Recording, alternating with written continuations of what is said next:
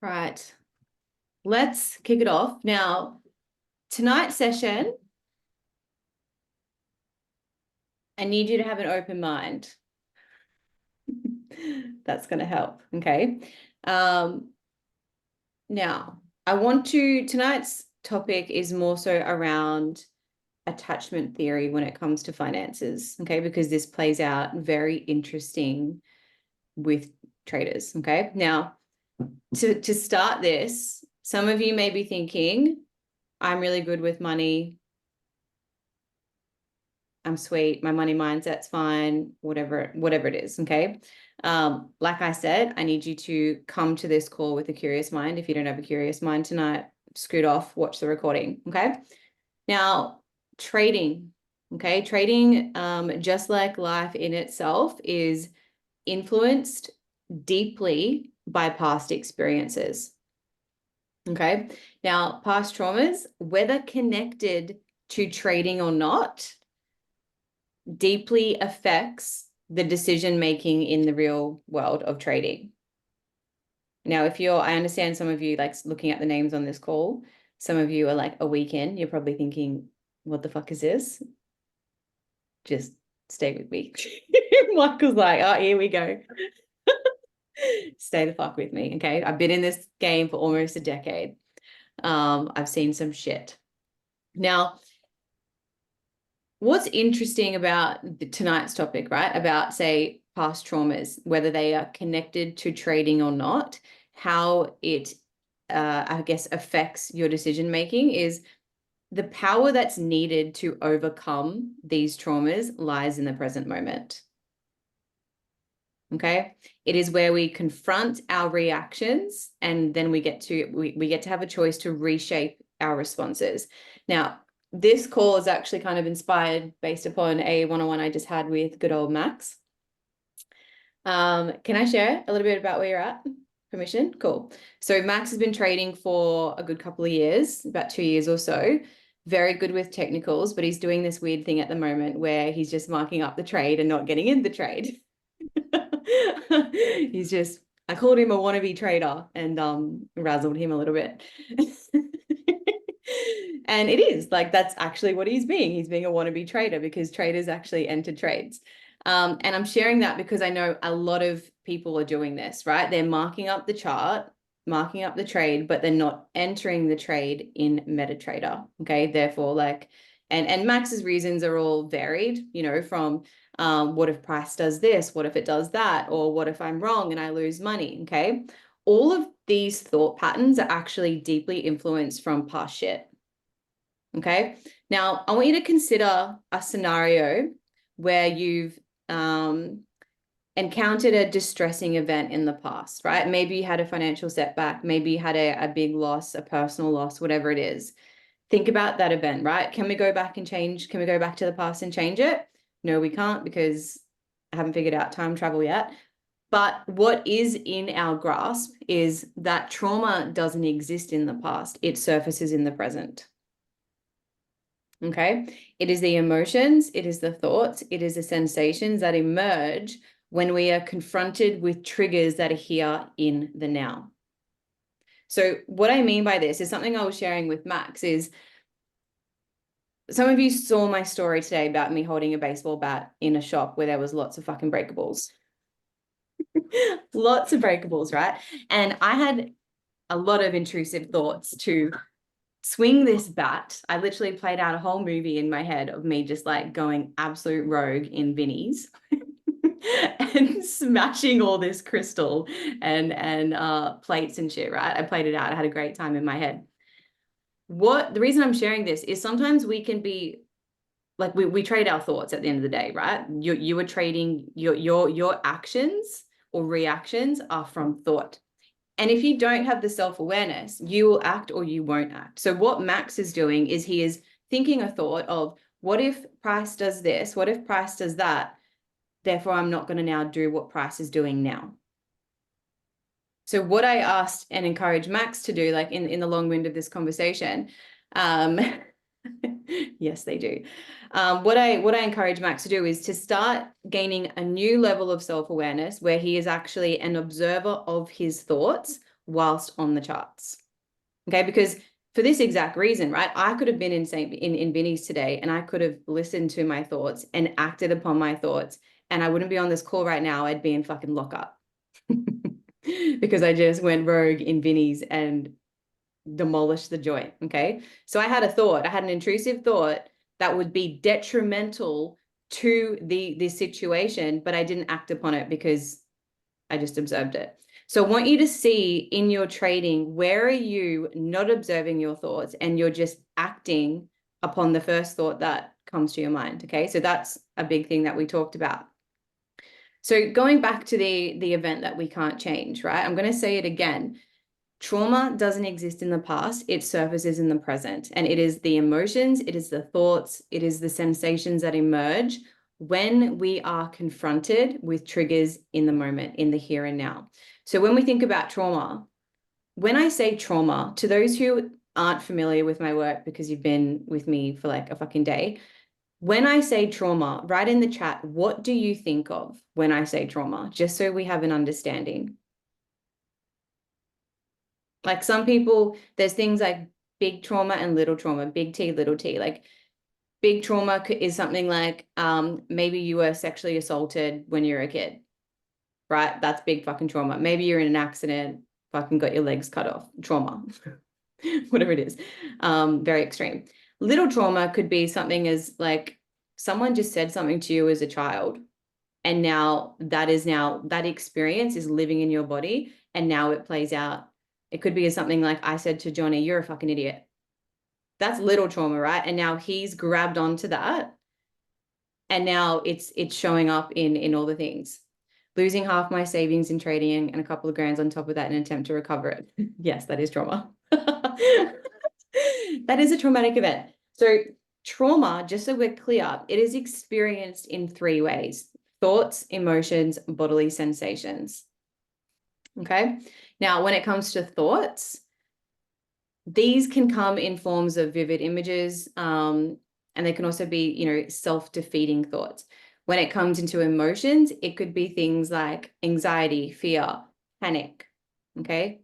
All those things.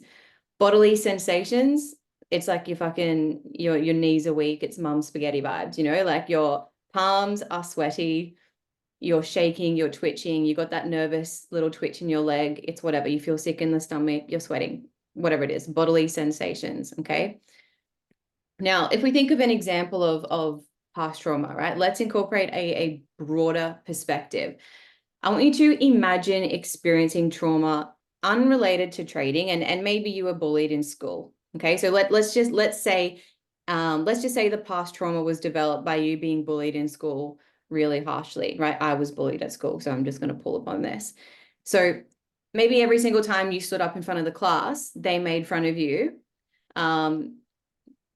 And now you're traumatized by that. Okay. So now as a grown-up, that little child that was traumatized, that was bullied, is still in you. And so now every time you maybe get on a Zoom, or maybe you do a presentation at work, or you have to speak up at work about something, anxiety comes up, you start sweating. There's all these thoughts of you not being good enough. What if I get laughed at? What if I fuck up? My trademark is literally fucking being dyslexic and not being able to talk. But I don't let that stop me. I just get on here and make up my own words, okay? But trauma, again, it's not this mystical, unexplainable thing, right? It's literally only made up in the present moment of three things, and that is thoughts, emotions, and bodily sensations. The brain, right?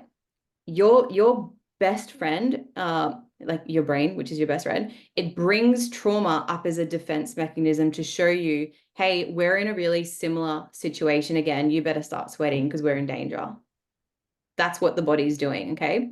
Now, what you must understand here is your brain takes orders from you, okay? It is not that you don't take orders from the trauma, but most people fall into this trap, right? You don't take it from the brain, right? It takes orders from you, and it looks at what orders you give it by your reaction to it. Okay. So to relate this back to trading, right? Fast forward to now, to your trading journey as an adult. that child who was bullied still resides in you, okay? And as you engage and start learning to trade, you might find similar feelings of inadequacy, tension show up, right? Some of you in here have never posted in the Discord. Why is that? What fear comes up for you to post a fucking chart in the Discord? What is that about? Right? You start feeling inadequacy, right? Especially during high pressure situations in group settings. Okay. Now, this experience, it underscores that trauma isn't this like magical fucking force, right? It emerges in the present through the same components of thoughts, emotions, and bodily sensations. But the intriguing part about this is that your brain doesn't hold dominion over you. Okay. It's your decisions that dictate its actions. Okay, but what happens is so many people fall into the trap of letting the trauma govern your action. But in reality, guys, it's your actions that shape your brain's responses. Am I making sense? Okay. Now, the funny part here that almost no one understands is, letting go of trauma is actually about two things. It's about activity and inactivity, right? You want to make trauma inactive by showing the brain that it is not relevant anymore. And the way that you do that is to understand the language of the brain, which is behavior. Okay. It's behavior inside your head and outside of your head. Now, the trigger for trauma can come inside or outside of your head through an experience, or maybe there's a thought coming in and you are reacting from it. Okay. Now, the way the brain gets you to react with uncomfortable things is through thoughts and sensations. This is why it's so challenging for people to let go of trauma, because they're so fixated on those feelings, right? This is why you can never grow with all these self-help practices until you actually practice being okay with uncomfortable emotions, being okay with uncomfortable thoughts, being okay with these uncomfortable sensations. Yet what do? We do everything to try and avoid that. And we wonder why we can never actually move past it and get over it. Okay. Now, if you spend time and energy on trying to fix it, repair it, or trying to make it feel better, what you're actually doing is you are telling the brain that that experience is still relevant. Yet you're not a child who's bullied anymore. You're an adult who's trying to do adult things like learn to trade, right? You're showing your brain that with your focus and your time spent on this thing, that it's still relevant, even though it's not. Okay. Now, what you want to do is you want to show your brain that it's not relevant anymore by being okay with the uncomfortable feelings and focusing mindfully on valued actions. Okay. Which means you are shifting from being reactive to the trauma to being proactively acting on valued actions. So when you try and by trying to fix it, you're literally telling your brain that it's still relevant. What I need you to do is actually just sit with discomfort and notice the discomfort and be okay with the discomfort. I feel really nervous posting this chart in Discord right now, and you think, what's the worst that can happen? Think about it. What is the worst thing that could ever possibly happen to you if you post a chart for feedback in Discord? I can't think of one. So post the fucking chart. Worst case is Max will look at you and be like, well, that's wrong, you fuckhead. But he's not going to do that. He's not going to do that. Okay. So what you're doing is you're shifting from being reactive to the trauma to being proactive by acting on valued actions, by doing the thing that's going to make this feel okay. Okay. This is why you must bring your focus to the present moment of your actions. So for Max, for example, Max thinking, I have this really great trade. Everything ticks off. All my confirmations are here, but I'm not going to enter it because he's now no longer present. He is off into the future wondering if price is going to come back to my area. Therefore, he's now doing absolutely nothing. Can you see how you want to bring your focus? When you were thinking about all the things, it's taking you out of the present moment, and that is actually where your focus needs to be, right? This doesn't mean that your brain stops immediately to give you a trauma, a trauma response of, what are you doing? You're neglecting this really dangerous thing. Like if you enter this trade, this is going to happen. If you post this chart, this is going to happen, right? This is why this work is work, right? Letting go of trauma is a practice, and you do it by taking back that power that it has over you, by doing the thing instead of, what's that fucking saying? Feel the fear and do it anyway. It's that. And when you can sit there and be okay with all the uncomfortableness that you're experiencing, because you're literally creating space for these emotions to exist. You're not making them mean anything other than what it is in the moment. You then get to direct your focus on valued actions. And when I say valued actions, I mean the thing that's actually going to get you the result that it is that you want. Does that make sense? Right? Investing energy in trying to fix or repair trauma, it's literally signaling to your brain that trauma still exerts control. We don't want that. Right? So to move through all of this stuff, it actually means you have to embrace the triggered thoughts. You have to embrace the emotions. You have to embrace the sensations that are tied to past experiencings that are being shown to you in the present moment. Okay. Now, this interplay between past traumas and trading decisions is an absolute testament to the intricacy of human psyche. Right now, what I know from my experience in the market is that growing your portfolio, trading, so just say you're investing and you're growing your portfolio, growing your trading account, growing your even just a savings account, right? It requires a shift in our beliefs about money, about wealth, and whether money and wealth is actually attainable and available to us. That's the shift that's required. And obviously, money and wealth are available to us, but the truth is, we actually can't receive beyond what we believe we can. I need you to fucking write that down. You cannot receive beyond what you believe you can, right? We cannot receive, attract, nor will we work towards the wealth that we desire if on a subconscious level, we actually don't believe it's possible or that we're worthy. Now, you can tell me till you're fucking blue in the face that, yes, I'm worthy. Yes, I know money is fine. But I'm going to tell you something, your nervous system is telling you something else, because if you don't have the trading results that you want, the account that you want, the savings account, the net worth, your body's telling you a different story. Logically, you can tell me that. But this is why we get you to track all your trades, right? You can tell me, yep, I understand structure. Yep, I'm good with money. But your results are telling me the truth. Okay. Sometimes we can go so long without receiving all the desires that we want, right? All, like when I say desires, I mean actually receiving and achieving the things, our goals, right? That we actually begin to believe that they aren't for us. And we sometimes believe that we aren't the kind of person, the kind of people who gets the things that we want. Who's ever thought that? You've wanted something for so long, and then you start to think, maybe it's just not for me. Maybe I'll just never get this. Okay. But I need you to hear me when I say the things you want is actually fucking available to you. You may have to work hard. That's a given.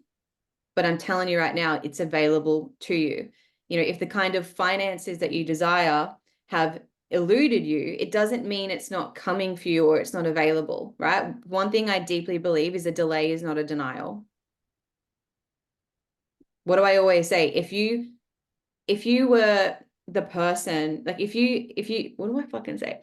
If you were the person who was supposed to have all the things you want, you would have it by now, which means you are actually not the person yet to have the six-figure trading account, to be the full-time trader. You're not that person, otherwise you would have it, which means there's identity work to do, right? All the desires that you have, money, finances, they are all fucking attainable. They are all achievable. They are all available. So you need to shift your thinking and know that what you want is very much available for you. You're just not the person that has that yet.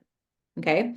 And one thing I noticed, the reason I wanted to, Max's calls obviously inspired this, but the reason why I wanted to do a call on this specifically is one thing I've noticed, say with retreat, next year's retreat, right? It's in Bali. It's a big expense. Okay. Something I noticed when talking about money, say even the monthly fee of this education, right? $245. What I'm noticing is there is a lot of dysregulation in some of you around finances. Dysregulation is probably the best way to describe it. Okay. And I think on some level, no matter who you are, finances are somewhat dysregulating in general for most people. Okay. And I think if you just got to turn on the fucking news or get on social media, inflation, this economy, recession, politics, election cycles, all of these things that are shown to us on a day-to-day basis. What happens to the general public, guys? What do people feel when they hear all this stuff? It starts with exactly fear. Fear increases.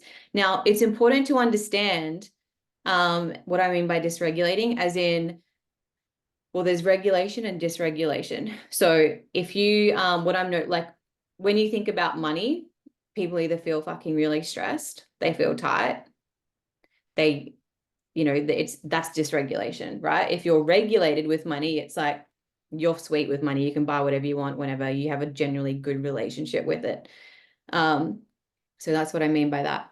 But what's important for you guys to understand is when there are things like all of what's happening in the world right now, like the people talking about the eclipse were talking about it like it was the fucking Armageddon. I don't know if that was like your friggin' social media, but I swear to fucking God, the shit that was all over my socials was like, fucking hell, guys. I know that pretty sure it's just like the moon going across the sun or whatever it is. I'm sure there's like some energy things that is going on, and Cassie's probably like, oh, there's more to it than that. But you get what I mean? There is so much shit in the world that increases fear. You just turn off the fucking news, okay? But when we see things like this, and when we hear things all about all these things that are happening in the world, let me tell you, the people who make money and the people who like money and the people who understand history, okay, also understand that this time and times like this, where there are high levels of fear, we actually know that this is a great fucking opportunity to make money. Okay, because everyone's freaking out. They're not doing what it actually takes to make money. What are they doing? They're hoarding it. Yeah, when there's a housing market crash, it's the perfect time to fucking buy.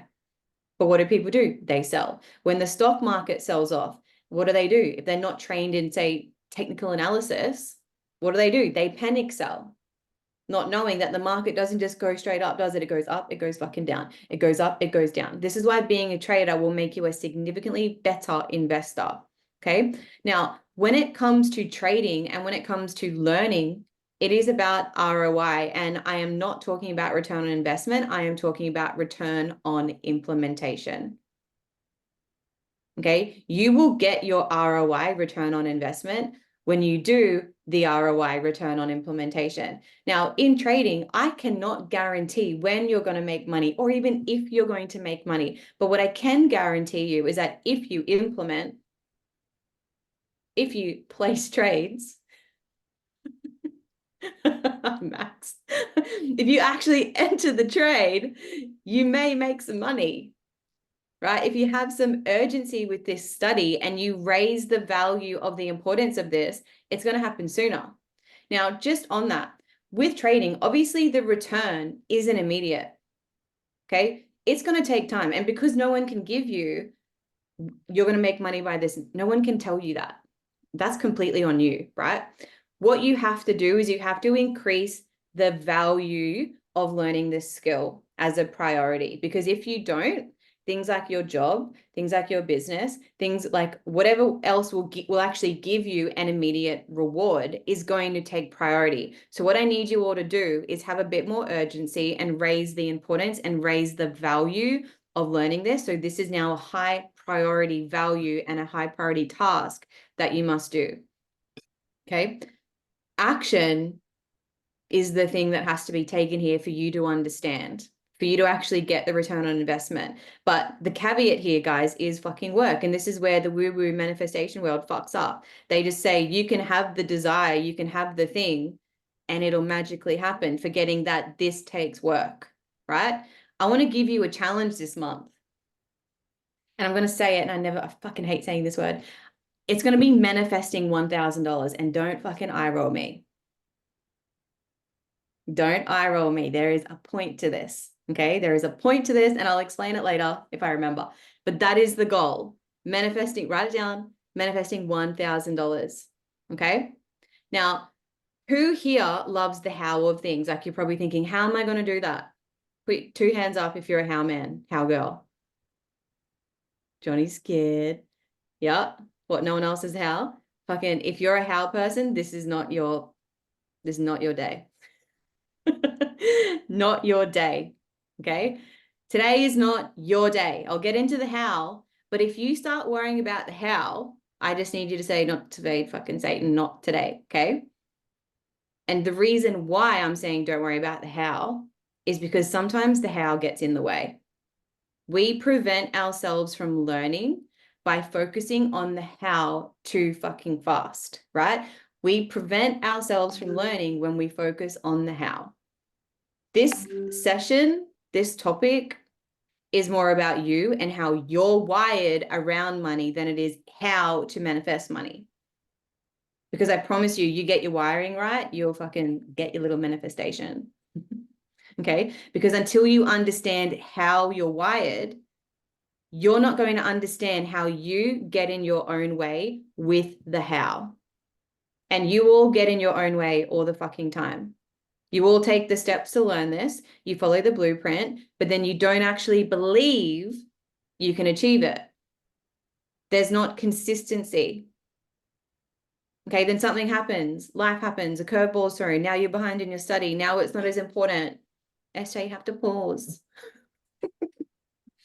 Okay. Okay. The last thing I want to give you with this is, the last thing I want to give you is more hows, without helping you actually understand how you're wired. Okay, so if you haven't picked up in the last fucking 2 minutes, it's actually not about manifesting, right? It is about understanding how you're wired to actually receive money, and receiving money can be in the form of trading profits.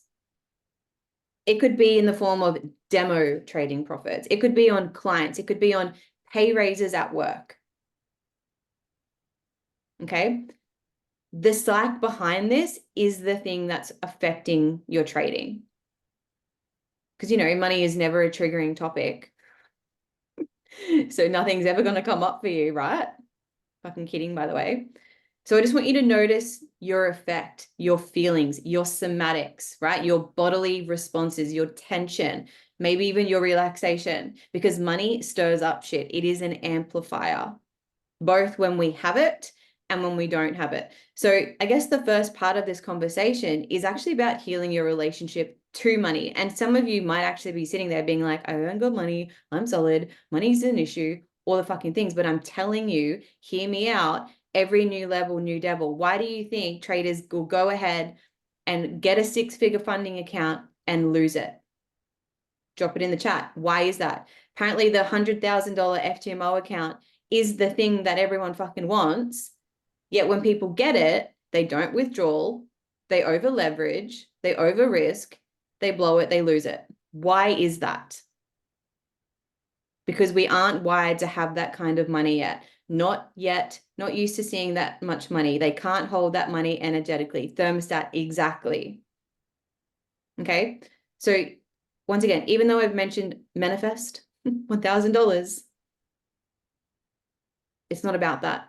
This is about your relationship with it and how you actually allow yourself to receive money. Okay. Because what you have to understand is responses to money in your body, it's automatic, right? Just like everything else, you have neuroception around money, neuroception around your triggers, thoughts, responses, feelings, they are all automatic. They've been hardwired in you before you and I met, way fucking before. Right? So we have to understand that your reaction is only a choice when you're aware of your response. right? You don't have a choice in the response that's automatic. You have a choice in the response to your automatic response.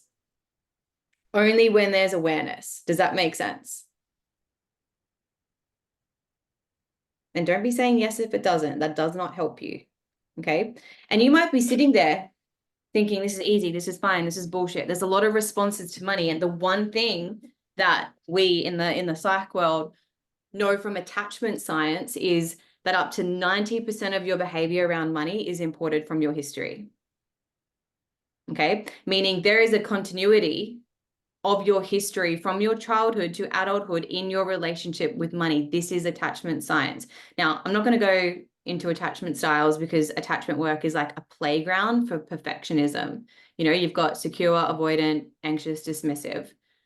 Okay. And in a lot of ways, it's always like, am I secure? Am I this? Am I anxious? Right? We humans just love to fucking attach onto things. And this is why I don't love personality tests if you don't have the awareness that you can change. Like the personality test that I got you guys to do at the beginning of the year.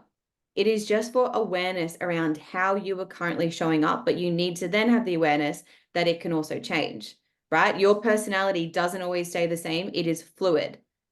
Okay. So yes, I will talk a little bit about this, like, but don't just start attaching I am to fucking everything, because sometimes it doesn't fucking serve you. What I would rather you say is, I have experienced security with money. I have experienced an anxious attachment. Okay. But just understand that the relationships that you have in life, money is a relationship, your friends, your family, whatever, they are all based on your development as a child. And so it's important to understand that up to 90% of your responses in life, and certainly around money, are automatic. Okay, yet you hardly think about it. It's boom. It's like if I say fucking Joe Biden, boom, you have an automatic response. I think dumb cunt, right? If I say, I shouldn't swear like that on these calls. If I say 2020, boom, you're going to get automatic response. If I say COVID, boom, your body's going to do something. If I say mask, you're going to have a thing. If I say mandates, you're going to have a response, right? All of these words, especially provocative words like that, they have an immediate response in our system one way or another, right? If I say mask, some people will be like, I feel safe. And then I'm going to be like, fuck you, right? That's my automatic response. Okay. Now, these automatic responses, they are learned through our experiences and our relationships. Does that make sense? This applies to every area of your life, but obviously we're talking about money and trading tonight. So if we want to understand all of this, we actually have to understand your habits, right? Because fundamentally, the way you manifest anything is you have a goal and you take action, you get a result. It's really that fucking simple. The woo-woo world doesn't want you to believe that. They think you can just have this desire, have this goal, sit on your fucking ass, buy some crystals, and boom, it's going to arrive. Doesn't work like that. Okay. I wish it was that simple in terms of execution though. Okay. It's that simple, but it's not that easy is probably a better way of saying it. But I'll give you 3 different scenarios. Okay. In terms of your habits. When you don't have enough money, what is your reaction? Just think about that. When you don't have enough money, what is your reaction? Do you go dorsal? Right? Like, what do you do? Fear. Yeah. Do you get stressed? Do you get angry? Like, what is your behavior? Right? And thank you for putting in the chat. You go YOLO. Glad you said that, Carrie. Glad you said that. Right. Now, it would make sense that we have a stress response to not having enough money, because money is like oxygen and we need to breathe. We need money, right? It is a basic human need. It is the bottom of the fucking Maslow hierarchy of needs. We need it. Okay. I want you to think about this for a second. Have you ever, this, Carrie, this is for you. Have you ever not had enough money, right? And whatever automatic response kicks in, you then do something dumb. Like you go YOLO, right? And whatever behavior, whatever activity that it is that you do actually perpetuates not having enough money. Okay, like another way to put that would be like, have you ever had an automatic response to not having enough money, and then you did something that was not in your best interest in creating abundance, and it kept you stuck in the cycle of not having enough money? Yes or yes? Yes or no? You're just like, oh, well, I've got $10, YOLO, and you go spend that. Okay. That is an automatic response. Okay. So we want to understand that you can actually create abundance even if you don't actually have enough money right now. Now, the word abundance, I actually really don't like that word either, but let me just tell you that you are that. That already exists. It's the limitations that you're putting on that make it difficult for you to think that. Okay. So if you can actually become aware of your responses first, like if you don't become aware of your money responses, then fucking God have mercy on your soul, right? Another scenario would be when you have more than enough money, what do you do? Like all your bills are paid and there's enough money left over. What do you do? How does it feel? Do you spend it? Do you go YOLO? Do you save it? Do you feel relaxed? Find a way to invest it. YOLO. You feel relaxed. Okay. Hoard it. Ooh, keep it in the bank account. Keep watching it. So here's something you have to understand, right? Money makes us happy to a certain point. The stats say around up to like 100K, money impacts happiness, right? I think that's bullshit. I think you need to earn more than you spend to be happy, you know? My motto is fucking happiness is positive cash flow.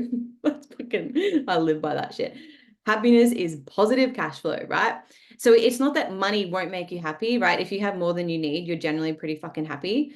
But money can also make you happy if you utilize it properly, right? If you give it away, if you donate it, if you buy shit, right? Like I've bought many things that I don't quote unquote need, but it's certainly it's added value to my life, which added happiness to my life. Like that shit makes me happy. But just notice when you have more than enough, what are you doing? Okay. Now, I guess here's what we're noticing so far, right? By the idea of not having enough or having more than enough, this is emotional regulation. I wrote about this on Instagram the other day. Money is an emotional regulation tool, right? Sometimes you don't need fucking breath work. You need a stable fucking weekly pay to pay your bills. You don't need trauma work. You need to fucking earn more, right? You don't need to find the root cause of all your trauma and all your childhood shit. You just need to fucking make more than you earn. Sorry, make more. What am I trying to say? You just need to make more and spend less than you earn.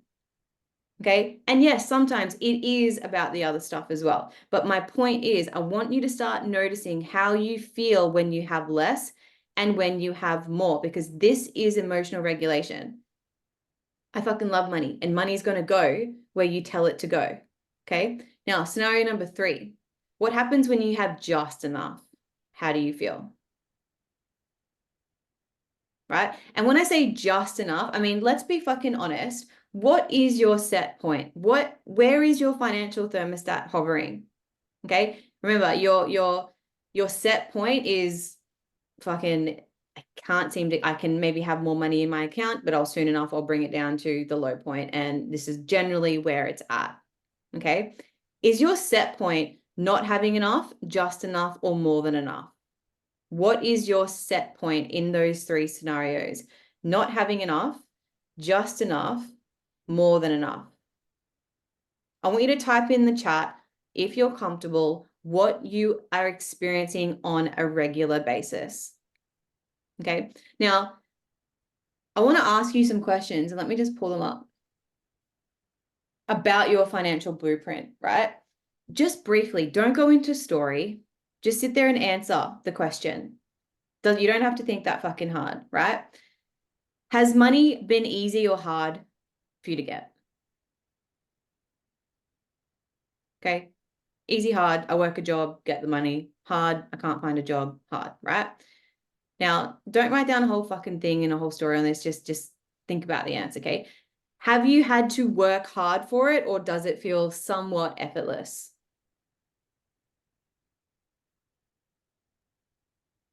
Cool. This is a really big one.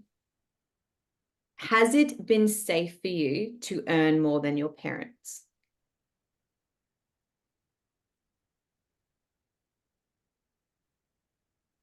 That's actually a fucking loaded question if you think about it, okay? Now, for some, you're like, no, because maybe your parents are struggling and then they ask you for money and now it does this to that and catch you later. Safe, like, does it feel safe as in safe in your body yeah. Like if a friend needed $1,000, could you give it? Or would that fucking stress you out, right? Do you spend money when you get it? Do you save money when you get it? When you get money, who and what do you think of first? Is it you or other people? Who are you starting to notice? There you go. If your first thought is other people, that needs to change. I know you may have families, all the things, but if you want to make more money, you got to fucking stop giving it to other people. Okay. Who is starting to feel some internal shit? Your body's feeling some kind of way. You might not. Doesn't really fucking matter. But let's go deeper and understand why you may feel this kind of stuff, right? There is this thing called an internal working model, okay, of money. And internal working model, it's a psychobabble term. It is your attachment style, right? I mentioned it before. If you don't know, fucking Google it later, right? But attachment is how we form relationships, and you can think of attachment style as a model in your nervous system, right? Your nervous system forms this thing based on all of its interactions in your early years from your caregivers, okay, parents, whoever it was that raised you. So when we were really young, right, our interactions with our parents, early caregivers, it lets our nervous system know when things are safe or dangerous, right? Now, just understand that your relationships form and shape your nervous system when we were young, right? Like before the age of 2, most of the stuff that happens to us before the age of 2 gets hardwired into it until we do shit like this, until we are sitting here on Zooms doing the fucking work, unpacking it all. Now, loose example, right? Say you're a child and you were left to cry it out. You hear it all the time from mom, just let him fucking cry. If I was a mom, I'd probably do that, but I'm not. Yeah, like let's just if you're a parent, maybe just your kid, I'm telling you, there's a consequence to this. Not telling you how to parent.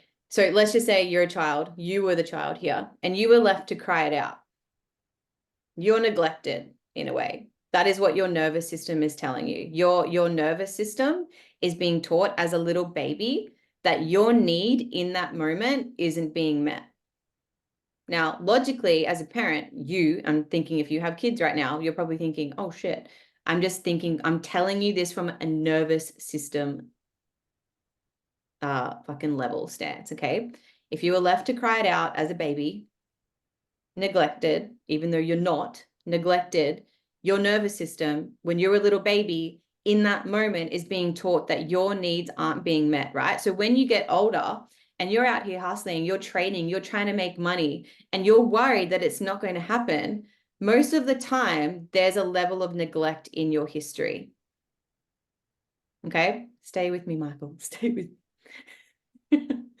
And the reason that is because you've internalized in your internal working model some expectation that when you have a need, it's not going to be met. Is this making sense? When you were little, a need wasn't being met. Whether or not the truth about that doesn't matter. I'm talking about in like your nervous system. Okay. And when you were little, you've now internalized in your internal working model some expectation that when you have a need, it's not going to be met. That then translates to completely something different when you're an adult. Okay. Now, if you did have your needs met when you were younger, then you have a completely different internal working model. You have a completely different expectation. And this can be known as privilege. Okay. And by the way, because there are certain types, there are certain groups of people that have different internal working models, primarily based upon where they grew up, their environment, their relationship with their caregivers, the color of their fucking skin, right? And you've probably heard white privilege, right? White privilege is an internal working model of the world where people like me, people like some of you, have, because we're used to being treated in a certain way. And I remember when I first started trauma work and understanding, colonization, shit like this, I had a facilitator at the time ask me how many African American people of color did I have in my friend group, in my organization? And I said, I don't know, I haven't fucking thought about it. And he said to me, he's like, that's the problem. That's the problem. And a lot of people have a lot of ignorance around race. Okay, there's a fucking point to this. And you could be sitting there being like, I don't see color because I see everyone as just fucking people, right? Because that was me. I was just like, I don't know, like fucking, you're just a human. That's how I see you. Okay. And I said that to my facilitator and he goes, and that there is the problem because you need to see color because they are treated completely different. Right. And when I did think about it, I realized I had many people of color in my organization, in my friend circle. So that was cool. But this is something not a lot of people think about. So my nervous system grew up in a completely different level of safety or expectation that my needs would be met than, say, someone of color. And I'm not saying that all marginalized people and marginalized communities don't have internal working models of abundance. Okay. I know many fucking Black people that are so fucking successful, that are so fucking loaded, traders, business owners, whatever. So this is not a generalization. But what we have to understand is that each of us, and by the way, there are white people that also don't have good financial lives. So this is actually not a conversation about race. I'm talking about our internal working models that were developed by caregivers, but also our environments. Okay. And this is where you start to see the shit that gets passed down, right? Your grandparents were like this with money. Your mum was like this with money. And now you're like this with money. Okay. Until you do the work and you're not.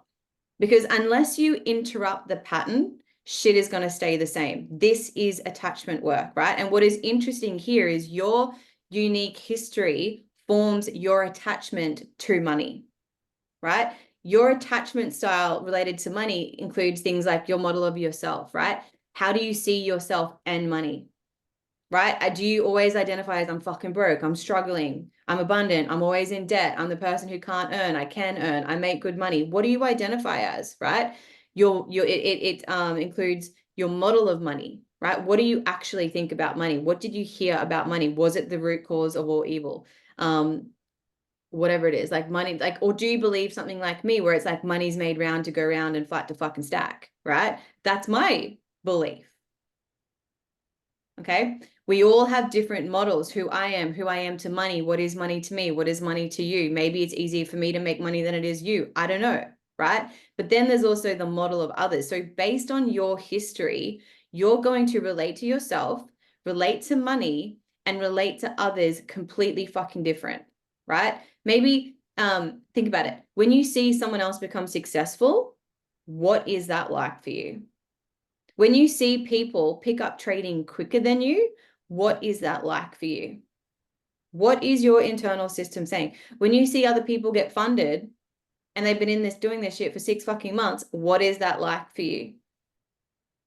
Whatever you think in that, all of this actually develops from your childhood into adulthood. And there's this like through line from generation to generation until you interrupt the pattern. Okay, so your attachment style to money, it's formed by how did you learn to relate to money the way that you do, and the decisions and your behaviors. Okay, they're the two ways it's formed. So the first thing that I really want you to get here is object permanence. Does anyone know what object permanence is? Okay, object permanence is, do I stay or do I go, right? Does money stay with me or does it go? Okay, think of this in a relationship. You may hear someone say, this person's my rock, they're my ride or die. Okay, that means they don't leave. It means they're solid, right? They're not being neglected. You're not being abandoned by them, whatever it is. Okay, so what is your relationship to object permanence in relation to money, right? Does it stay and hang out? Do you get paid and it's fucking gone again? Are you good investing? Do you stress? Like, what is it like when you get money? Does it hang around? Do you spend it like that? When you get your tax return, do you already know what you're going to spend it on? Okay. The next thing to this is object constancy. Okay. Now, has your relationship with money been a roller coaster or is it consistent? And it can be consistently good. It can be consistently shit. Okay. Now, constancy is if it's going to stay, what's the quality? Do I have more than enough? Do I have just enough? What is it, right? So if you think about this in a relationship, maybe with a parent, right? You're a child and you're thinking, Is dad going to be home when I get home? Okay, well, if I have solid object permanence, then yes, my dad will be home. But object constancy is what mood is he going to be in? Right? This was my mom. Never fucking knew what mood I was going to get. Never knew. Her mum was the same. Raging fucking alcoholic. Abuser. Mum could get home from school and cop a belt across the face. You know, like if dinner wasn't on the table by fucking 6, abuse. You know what I mean? So it just depends on what. But back to dad not being home. If I have object constancy and permanence, it means he's going to be home and my relationship with him at home is going to be really fucking healthy, right? Which is very different to it's permanent, he's not going to leave, but I never know what mood he's going to be in. And it's a fucking roller coaster. And at home is like walking on eggshells, which is also very different to they may or not be there, but if they're there, it may or not be healthy. Okay. So if I have object permanence issues, it may or may not be there. If I have object constantly issues, it is the quality that may or not be there. It might be stressful. It might be easy. So a lot of people who had a childhood, who had childhood adverse experiences, learn to read the room really fucking early, right? You learn when you're a kid that if the keys, you walk in the door, if the keys are on the left-hand side and your dad's boots are at the door, everything's fucking fine, right? But if you walk in the door and the keys are on the floor, boots are upstairs somewhere, you better fucking run and hide. Okay, picking on dad now, but I really love my dad, so it's not my dad.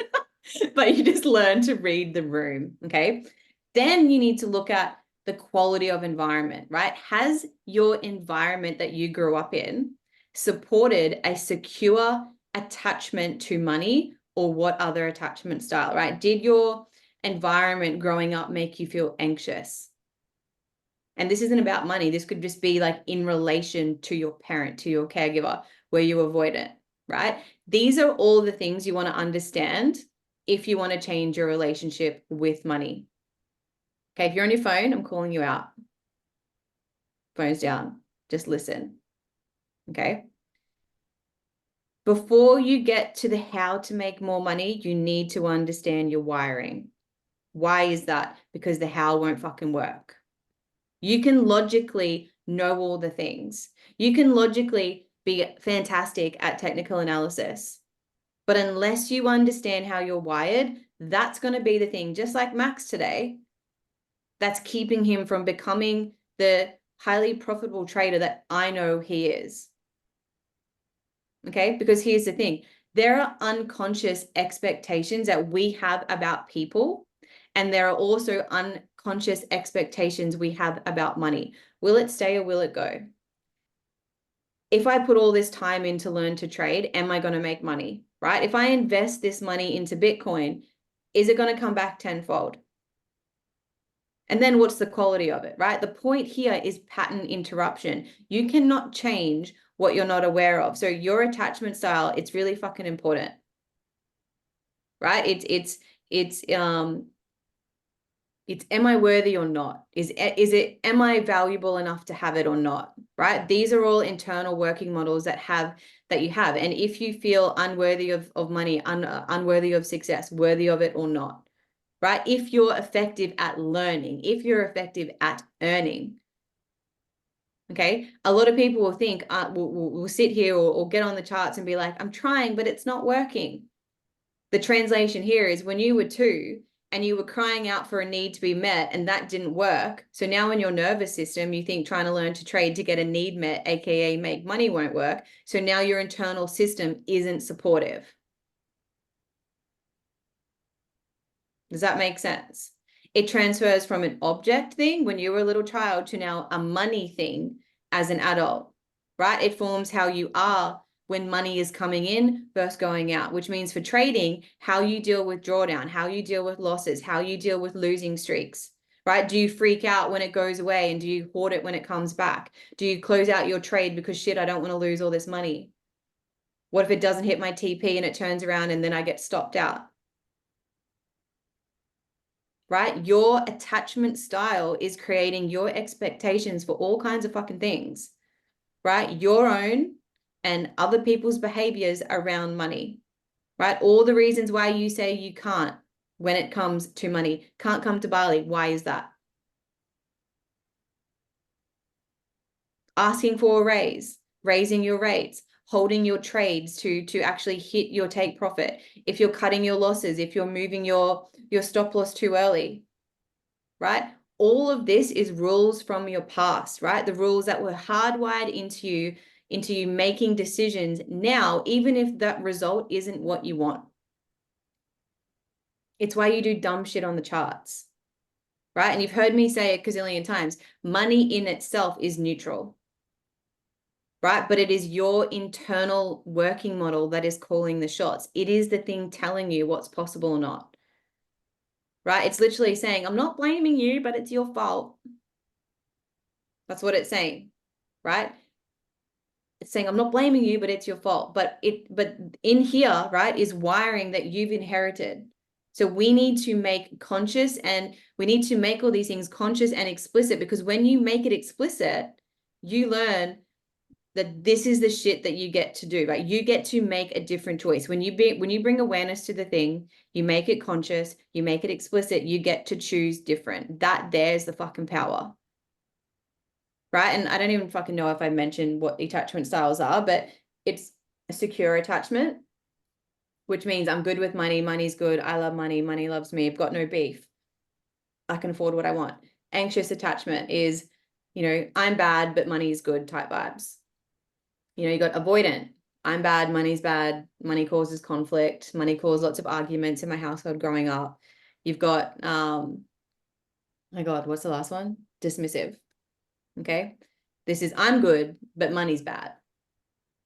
Okay. And we actually see the dismissive more than most, right? And we see this as a person, the holier than thou type vibes, the fucking God people, no offense.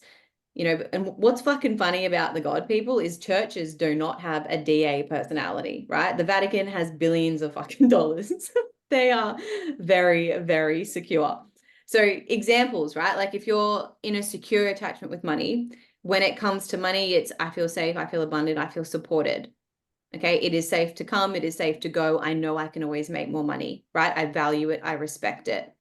Okay, anxious is like when it comes to money, I really want it, I value it, but it always seems just that little bit far out of fucking reach.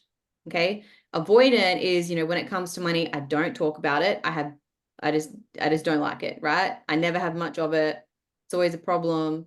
I avoid looking at my bank account type vibes. And if you're dismissive, it's like when it comes to money, I look down on it and I associate it with evil, and I'm righteous and I'm really proud. Rich people are fucking evil type vibes. All people with money are corrupt. Okay. All of these styles also depends on the level of challenge you have. Okay. Because that will, which is why I said money will only make you happy if you earn more than you spend. Okay. Now, attachment styles also have what's called intergenerational transmission. That means what? That means this shit gets passed down. And it sounds like this is like maybe your dad is like, this is how we've always done it. We're a Plumpton. We're all electricians. Like that's an example of that, right? You're going to work in the family business. You're going to go be a linesman. Okay. And it's always interesting to see how different money stories get passed down in different ways. Okay. So when we think about money attachment, it's referring to attitudes, beliefs, behaviors that you have about money. And it is a theory that is based on all the emotional connection that people have with money. Okay. Now, if you're avoidant, the symptoms of avoidant is missed payments, late fees. You don't even set financial goals. You make decisions rooted in how you feel in the moment rather than around your budget, right? Or around planning ahead. You don't like talking about it, but you also have a high risk tolerance. You do a bit of YOLOing, quite a YOLOer, okay? If you're anxious, it's going to be like you constantly look at your money, right? You're obsessively checking your bank account. You're worrying about the future. Maybe you're babysitting your trades. Okay. You're always looking at how many pips or what percentage you are in profit. Okay. You have a lot of difficulty living in the moment. You can't enjoy the moment because you're so fucking stressed, right? If you're secure, then you obviously set realistic goals, you make informed decisions, you've got solid risk management with your trading, you've got a clear understanding of your financial goals, your situations, you value financial education. Okay. Now, if you want to consider how this plays out with your partner, if you have a partner, right? People that have an anxious attachment, they feel worried and they feel threatened by their partner's spending habits. Okay. They want, if this is you, your partner, whoever is anxious, right? They want you to demonstrate your commitment by financially protecting them from a fucking threat. Okay. You need to show them that you also value security. Okay. Blah, blah, blah. If you're fearful and avoidant, then you're not going to have conversations. You probably fight a lot. Okay. Now, the cool thing about in a relationship is you just got to own your money problems, right? Now, how all this plays out in trading. Someone with a secure attachment style is going to have quite a healthy self-esteem. When it comes to trading, when it comes to managing money, you're going to approach it, all your risk management with like, oh, it's just numbers, it's just data, whatever else. If you're anxious, then you're probably going to need a lot of reassurance. Maybe you don't take the trades. Maybe you check Discord to see if anyone else is in the same setup. Okay. You don't like investing, or you haven't invested yet. I've posted so much fucking shit on Bitcoin in this last 5 weeks. If you do not have that set up, you're avoidant. Okay. Maybe anxious too. Okay. If you are avoidant, then that obviously means, avoidant attachment involves, I guess, discomfort with independence almost as well. Like you can't make a decision without consulting others, whatever else. Dismissive is dismissive. You're inconsistent. You pull the I don't know, I'm confused, it's overwhelming, whatever else, right? Now, what you have to remember with all of this, as I said before, that all of this stuff is intergenerational, right? Money patterns are passed down through generations, and without a pattern interruption, it's just going to keep going. You got grandparents, parents, your kids. Okay. And if you're going to be the person that's going to change the pattern, sometimes your family might not be too happy about it, right? You'll get the, who do you think you are? Your dad makes money this way in the family business. Like, you've got to take over. You see this with farmers all the time. The suicide rate in farming is insane. And it just makes me wonder, how is the stress of fucking a crop worth your life? Because the farm has just been in the generational family forever. Like, it blows my mind. Absolutely blows my mind. So this is what I mean, how sometimes it's not safe for you to also earn more than your parents, right? If your parents did one thing one way and you don't want to go to school, get good grades, get a job because you're a fucking trader and you want to be a baller, it's going to be a completely different system. Okay. Now, what's interesting is I want you to think about what generations before you did for money. I want you to think about, how are you wired because of that? How is that potentially blocking you? Okay. What are you carrying financially that isn't yours? And if this is a bit fucking woo-woo, it probably is. Whatever. It's deep shit. If you're open-minded, fucking explore it. You'll be surprised. If you're not curious, then fuck you then. But many of us are carrying the burden of generational trauma from generations well before us. Like, think about this. What happens to two fucking generations back? The Great Depression, right? I think it was 2 generations. I don't even fucking know. 2 or 3. Grandparents, their great parents, right?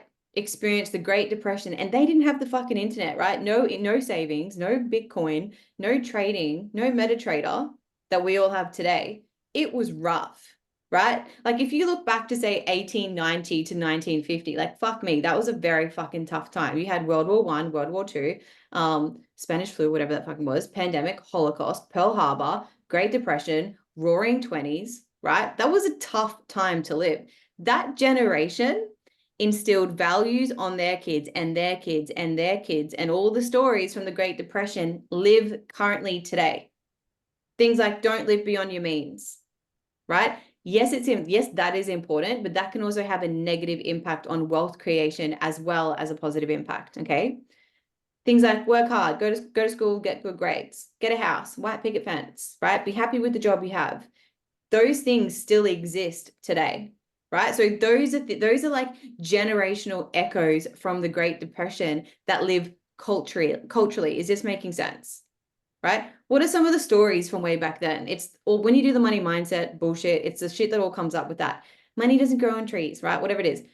Always pay cash. Money is the root of all evil, whatever else. Okay. So the thing is, while you're all familiar with these stories, okay, maybe you're even living unconsciously with them, right? Well, while you're all here telling yourself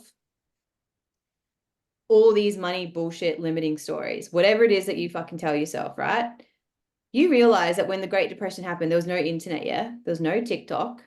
There was no fucking MetaTrader, no Instagram. Do you want to know who's laughing at you now? I'm gonna fucking show you. I'm gonna show you who's laughing at you. While you've got all these working models that are not supportive, this guy, can you see my screen? Where's his dumb little picture? This motherfucker, can you see him? I know, I've got 3 monitors. I don't know what fucking screen I'm showing. Can you see Tommy in it? Or Spotify? Yeah, okay, cool.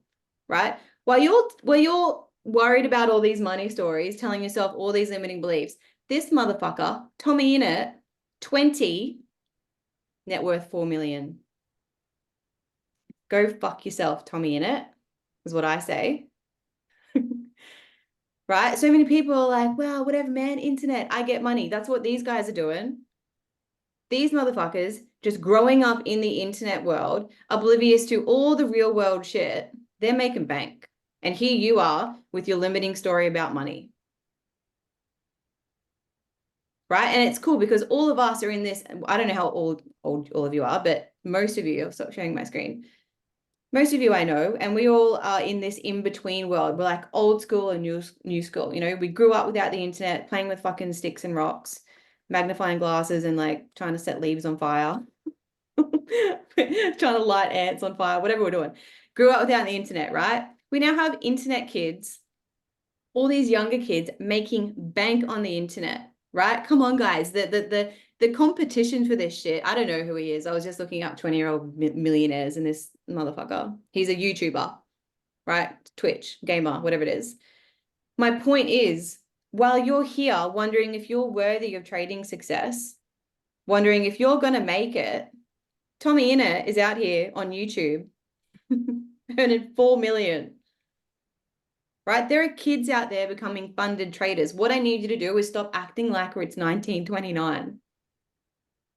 You've got to update your system. You've got to update your internal working model, right? So I want you to start exploring things like, what experiences have you had that are safe with money? What experiences have you had? I'm going to write this in the chat, okay? Because I want you to copy paste, write this down. What experiences have you had that are safe experiences with money? Right? Can't type. What experiences have you had that are dangerous with money? Like me back in my old days, you know, drug lord SJ. Dangerous. This one time I got pulled over for DD and it was like outside my weed dealer's house. He comes out and he's like, SJ, what are you doing? And I'm like, nothing. It's very funny. Anyway, that's not who I am anymore. That was like 12 years ago. What is your, I can't type these questions, just write them out. What is your experience to object permanence and money, right? What does it feel like for money to approach you? When you've got money in your account, what are you doing with it? What do you do when you have just enough money? What do you think your attachment style to money is right now? Are you anxious, avoidant, secure, dismissive? Right? How is that then affecting your trading goals?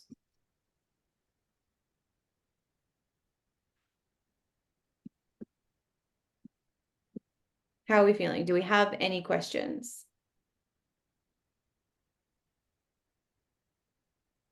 Thank you, Nikki. I always count on you for that. My nails don't let me type. Any questions, guys? How are we feeling? Do you want to come off mute? Does anyone need any on the spot coaching? What do you need?